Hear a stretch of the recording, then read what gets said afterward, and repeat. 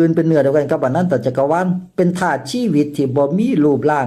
เป็นอมตะธาตุบ่ไปบ่มาบ่เกิดบ่ดับบ่มืดบ่ใจบ่มีบุญบาปดีชั่วคือพวกเขาอย่าไป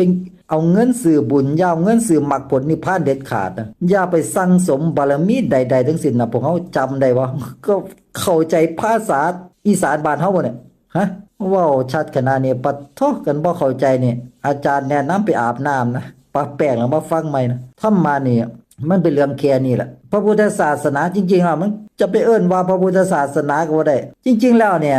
ธรรมชาติของจิตนะเอาความรู้แบบนี้แหละไปบอกให้ทุกคนบนโลกใบนี้ได้ฟังทุกคนจะบรรลุธรรมได้หมดพวกเขาจะเอิ้นว่าทั้งหมดนี่คือพระพุทธศาสนาโอ้ยอย่าไปยึดว่าเป็นอีหยังเถอะไม่ก็จะไปแบ่งแยกอีกโอ้ยศาสนาอื่นก็บรรลุบ่ได้ตัวซั่นเข้าใจบ่เอาเป็นว่าบ่ต้องไปแบ่งแยกหรอกว่าเป็นอีหยังให้ฮู้แค่ว่าพวกเขาบ่เคยเป็นคนแค่นั้นแหละน้ำธาตุที่อาปากเว้าอยู่นี่มโนภาพอารมณ์อาการนี่มันก็บ่มีตัวตนอยู่จริงเพราะงั้นคำว่าพระพุทธศาสนาก็เป็นเพียงภาษาสมมุติที่มีไว้ให้พวกเขาได้ฮู้จักจิตแค่นั้น